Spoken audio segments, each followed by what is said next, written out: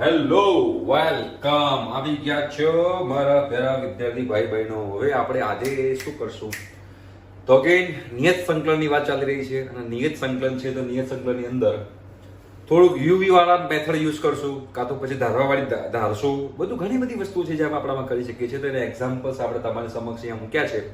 One by one check કરીએ તમને ખબર પડે. જો પહેલું શું છે, ઇન્ટિગ્રેશન 1 થી e, બરાબર છે, log x નો વર્ગ બાય x. જો log x નો વર્ગ બાય x dx આવું આપેલું છે અહીંયા આગળ. સિમ્પલ છે. હવે તમે જોશો અહીંયા આગળ, જો સિમ્પલ હો, એકદમ પપલું. તો અહીંયા હું કંઈક આવું કરી શકું, 1 to e log x નો વર્ગ ગુણ્યા 1 upon x. તો અહીંયા fx તરીકે શું લઈએ આપણે? જો તમે સમજો, અહીંયા fx તરીકે હું log x લઉં તો f dash x શું થાય? તો f dash x શું થાય? તો કે 1 upon x થાય. log x નું રૂપ 1 upon x થાય. મતલબ અહીંયા કે વિધેય છે અને વિધેયની બાજુમાં એનું વિકલન છે. તો આ તો નિયમ આપણે ભણેલા જ છીએ અને આ નિયમ જે ભણેલા છીએ એના હિસાબે જોવા જઈએ તો જે ઘાત હોય એમાં એક ઘાત ઉમેરી દો તો 2 ઘાત છે તો 3 ઘાત છે માં 3.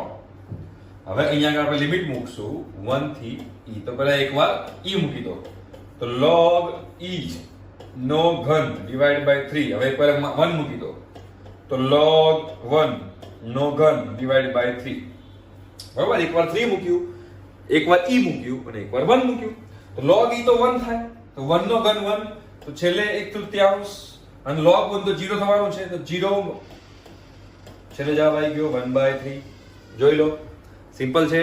આપણે યસ આગળ વધીએ. જો હવે નેક્સ્ટ એક્ઝામ્પલ જો એનાથી પણ ઈઝી છે.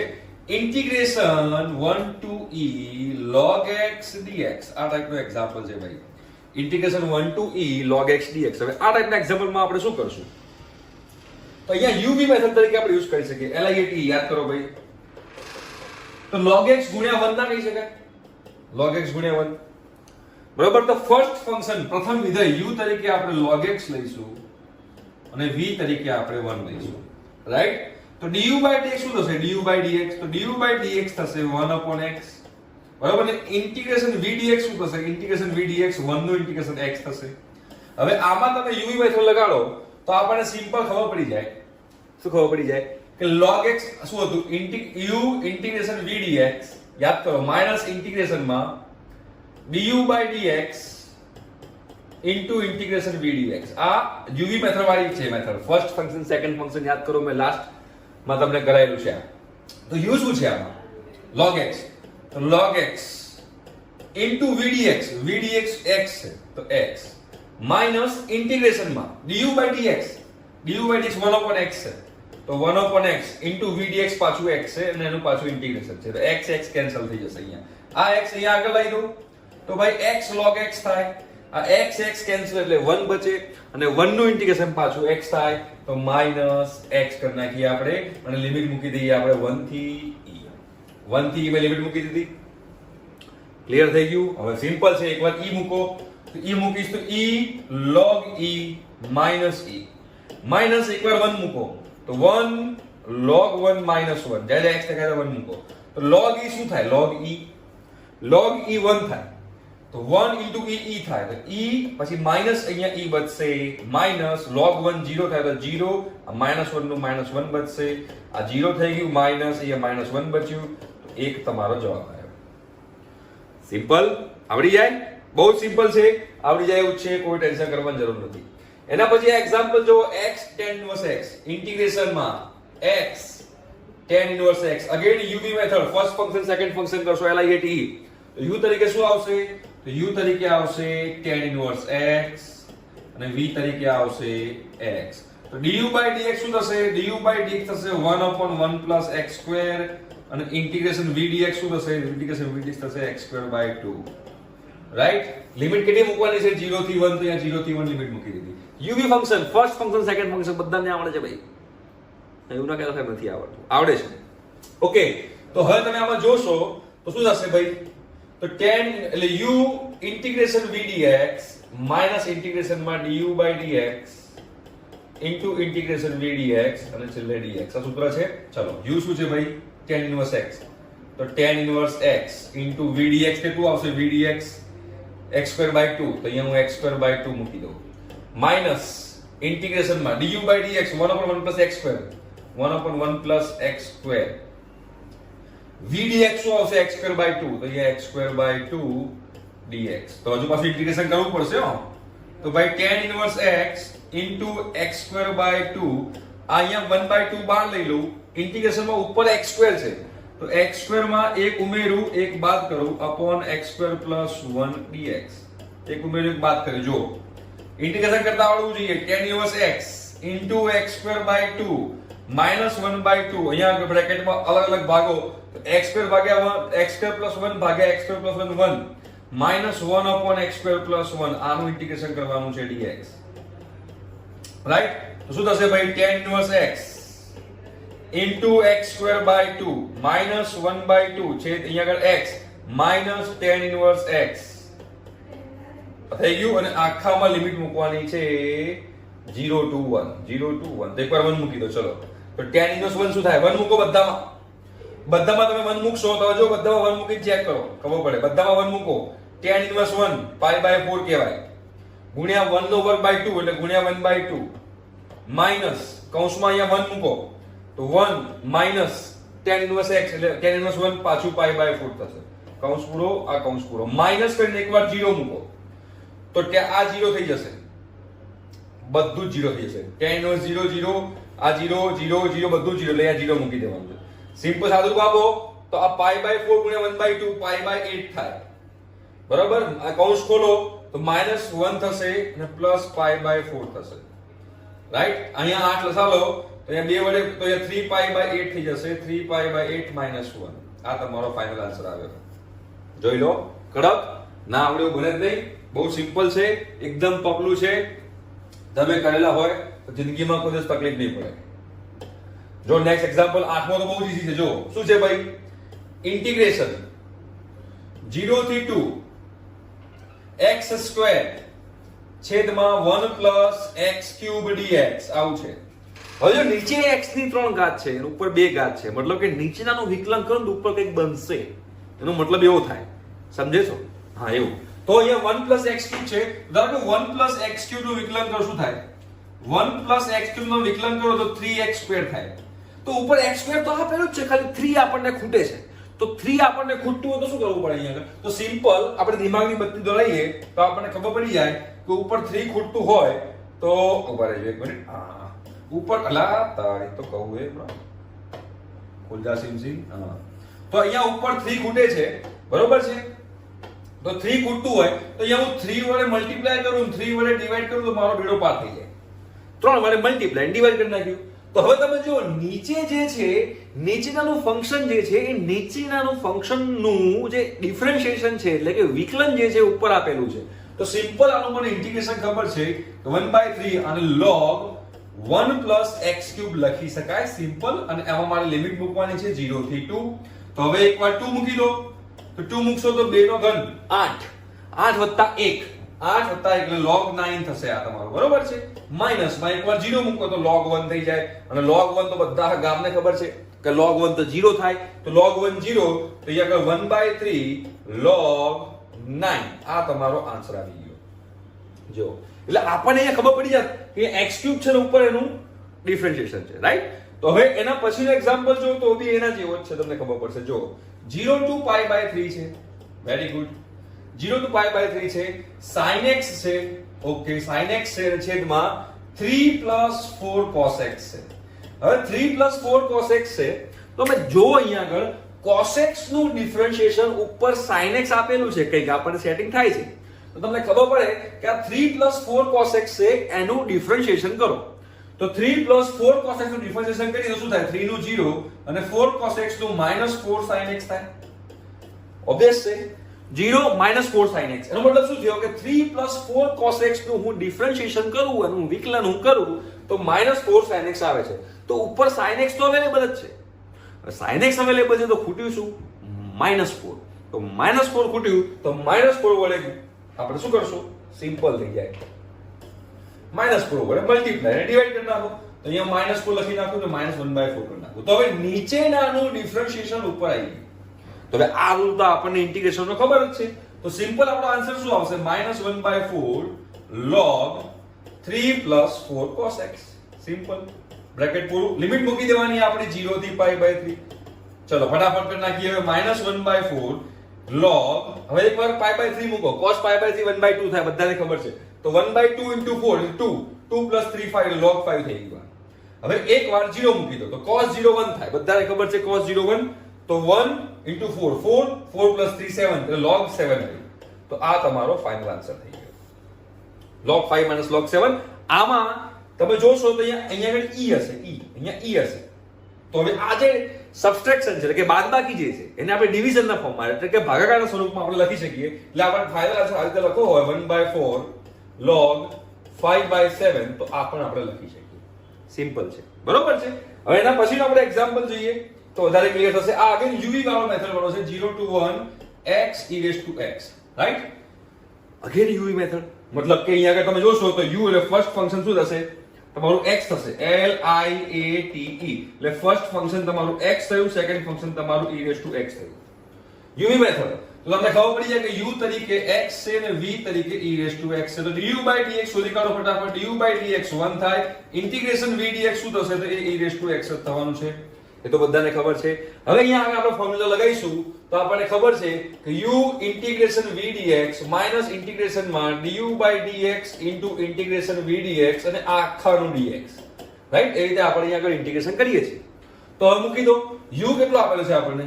u આપણને x આપ્યો છે, તો x ઇન્ટિગ્રેશન v dx આ રહ્યું e⁻x, તો એ e⁻x મૂકી દો માઈનસ ઇન્ટિગ્રેશન માં du/dx 1 છે, તો 1 ઇન્ટુ e⁻x, હજુ આપણે એનું ઇન્ટિગ્રેશન કરવાનું છે dx, તો x ઇન્ટુ e⁻x, હજુ આનું એકવાર ઇન્ટિગ્રેશન કરો, e⁻x થાય અને આ આખાની લિમિટ મૂકવાની છે 0 to 1. તો એકવાર હવે મૂકી દો, અહીંયા વચ્ચે માઈનસ આવશે, સોરી માય મિસ્ટેક, પાર્ડન, માફ કરજો મને, અહીંયા માઈનસ આવશે, રાઈટ? હવે x ની જગ્યાએ આપણે 1 મૂકી દો, તો પેલા 1 મૂકો તો 1 ઇન્ટુ e⁻1 એટલે e થશે, અહીંયા પણ મૂકો એટલે માઈનસ e થશે. હવે એકવાર 0 મૂકી દો, તો 0 મૂકશો તો આ 0 થશે અને આ -1 થશે, આ 0 થાય અને આ -1 થાય, રાઈટ? એકવાર મેં અહીંયા આગળ આખામાં 1 મૂક્યું અને હવે આખામાં 0 મૂક્યું, તો e - e 0 માઈનસ 0 - 1 થાય એટલે ફાઇનલ આન્સર આપણો 1 આવે, રાઈટ? તો આ આપણે 1 2 3 4 5 6 એક્ઝામ્પલ કર્યા અને 6 એક્ઝામ્પલ કેવી રીતે કરવા મેં તમને બતાવી દીધું. ક્લિયર છે?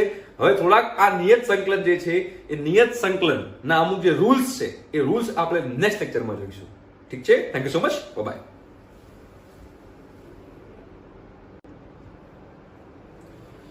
Hello, welcome back. આવી ગયા છો લેક્ચરમાં. યસ, હવે જે નિયત સંકલન છે બેટા, એ નિયત સંકલનની અંદર આપણે અમુક રૂલ્સ એન્ડ રેગ્યુલેશન જે છે એ આપણે જોઈ લઈશું, જેના કારણે આપણને સારો એવો ફાયદો થઈ જશે અને તમારા માટે જાન જીગર ને જલેબી તો છે જ, બરોબર? એટલે હવે આપણે અહીંયા ફટાફટ ચાલુ કરીએ. જો પ્રોપર્ટી છે, પ્રોપર્ટી તમારે ધ્યાનમાં રાખવાની છે અને એમાં એક્ઝામ્પલમાં કેવી રીતે યુઝ કરશો તમને બતાવીશ.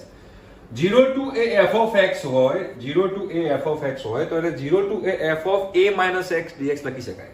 કેવા શું માંગે છે તમને?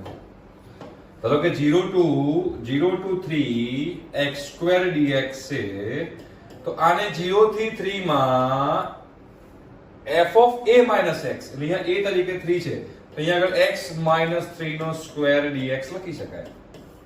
જ્યાં x દેખાય તે x ની જગ્યાએ શું મૂકવાનું? x minus a, એટલે કે x દેખાય તો અહીંયા x minus 3 મૂકી દીધું, રાઈટ? આ પ્રોપર્ટી છે જે તમે યુઝ કરી શકો છો.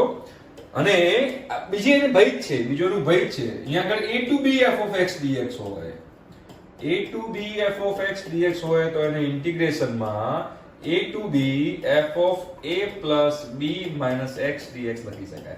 પહેલામાં 0 to a હતું એટલે 0 plus a minus x કરીએ એટલે a minus x ફાઇનલી એ જ કહેવાય ને.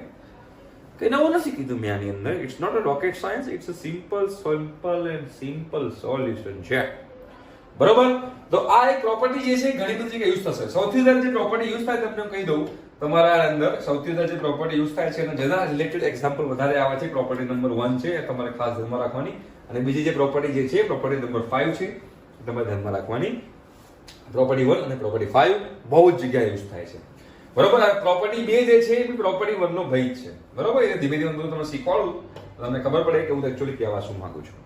હવે 0 થી 2a f of x dx હોય ભાઈ, 0 થી 2a f of x dx હોય તો હવે આને આપણે સિમ્પલ અને 0 to a f of x dx plus 0 to a f of 2a minus x dx તરીકે લખી શકાય.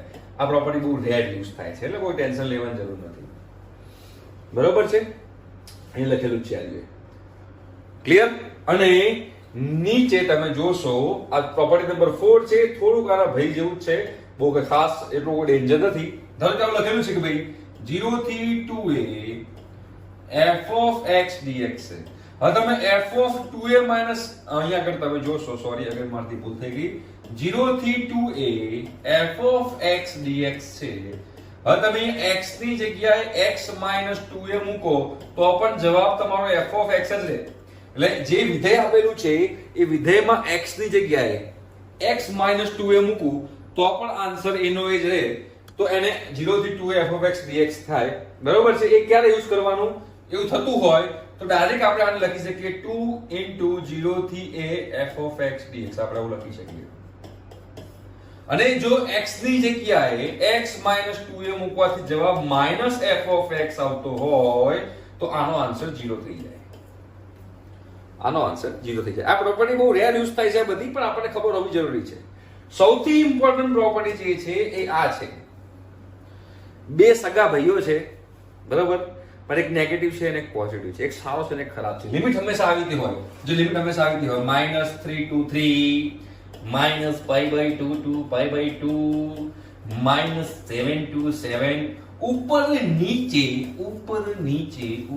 નીચે સરખું હોય પણ એક નીચે નેગેટિવ હોય ઉપર પોઝિટિવ હોય, આ ટાઈપની પ્રોપર્ટી ઘણી બધી જગ્યાએ યુઝ થાય છે. તો મેઇન તમારે કઈ પ્રોપર્ટી ધ્યાનમાં રાખવાની છે? પ્રોપર્ટી નંબર 1, પ્રોપર્ટી નંબર 5, અને આ થોડી લગીર તમને ધ્યાન તો ઠીક ના યાદ તો હર ગંગે કરીને તમારે છોડ દેવાની. બરોબર? તો આ જે પ્રોપર્ટી છે કે 0 to -a to a f of x dx, right? હવે આ જે છે પ્રોપર્ટી, એના માટે તમને ખબર પડવી જોઈએ યુગ્મ વિધેય કોને કહેવાય અને અયુગ્મ વિધેય કોને કહેવાય. એ તમને ખબર પડી જાય તમારો બેડો પાર થઈ જાય. યુગ્મ વિધેય કોને કહેવાય? તો જે આપેલ વિધેયમાં x ની જગ્યાએ -x મૂકી દઈએ, જેને ઇંગ્લિશમાં ઇવન ફંક્શન કહેવાય યુગ્મ વિધેયને, અને અયુગ્મ વિધેયને ઓડ ફંક્શન કહેવાય. એટલે કે જે વિધેય જે છે એમાં હું x ની જગ્યાએ હું -x મૂકું છું, છતાં પણ મારું ફંક્શન એનું એ જ રહે છે, એટલે કે f of x જ રહે છે. For example, f of x is equal to x square છે. આ એક ફંક્શન છે. હવે આ ફંક્શનમાં જો હું x ની જગ્યાએ -x મૂકું તો x ની જગ્યાએ મને -x નો સ્ક્વેર કરું તો પણ જવાબ x સ્ક્વેર જ આવ્યો, એટલે કે મારું વિધેય એનું જ આવ્યું. એટલે કે f of x is equal to f of -x જ થયું. એટલે કે તમે વિધેયમાં x મૂકો કે વિધેયમાં -x મૂકો, વિધેય એનું એ જ રહે. તો એવા ફંક્શનને આપણે કહીશું યુગ્મ વિધેય, જેને ઇંગ્લિશમાં કહેવાય ઇવન ફંક્શન, રાઈટ? તો જ્યારે ઇવન ફંક્શન હોય તો -a to a f of x dx, આ જો ઇવન ફંક્શન હોય તો આ direct 2 into 0 to a f of x dx લખી શકાય. 2 into 0 to a f of x dx લખી શકાય. ક્લિયર? અને જો ઓડ ફંક્શન હોય, ઓડ ફંક્શન એટલે કે અયુગ્મ વિધેય હોય, જો એ અયુગ્મ વિધેય હોય તો ફોર એક્ઝામ્પલ લખું f of x is equal to x3. આ એક ફંક્શન છે જેને આપણે ગુજરાતીમાં વિધેય કહીએ છીએ. આ એક વિધેય અંકલ ઊભા છે. અહીંયા તમે x ની જગ્યાએ -x મૂકો છો, x ની જગ્યાએ -x મૂકો, f of -x શું થશે? -x નો ક્યુબ, એટલે કે -x³ કહેવાય. તો આ માઇનસ ટુ માઇનસ અને x³ ની જગ્યાએ શું મૂકી શકું? f of x મૂકી શકું. મતલબ શું થયું કે f of -x બરાબર -f of x થઈ ગયું. તો આને અયુગ્મ વિધેય કહેવાય. જો અયુગ્મ વિધેય હોય તો આનો જવાબ 0 હોય. બરાબર? આના રિલેટેડ ઘણા બધા એક્ઝામ્પલ્સ આવે છે. કેવી રીતે ખબર પડશે આ? તો હંમેશા લિમિટમાં -a to +a, -3 થી +3, -5 થી +5, -5 to +5, -π/2 થી +π/2, -2 +, નીચે ને ઉપર સરખા એક માઇનસ એક પ્લસ એ આવે તો તમારા મગજમાં ક્લિક થવી જોઈએ કે આ યુગ્મ વિધેય અયુગ્મ વિધેય વાળી પ્રોપર્ટી છે. રાઈટ? તો આ બધી રૂલ્સ જે છે, આ બધા રૂલ્સ તમને ખબર હોવા જ જોઈએ, તો તમને નિયત સંકલન કરવાની બહુ જ મજા આવશે. જેના એક્ઝામ્પલ્સ થી આપણે પ્રેક્ટિસ નેક્સ્ટ લેક્ચરમાં કરશું. ત્યાં સુધી બાય બાય.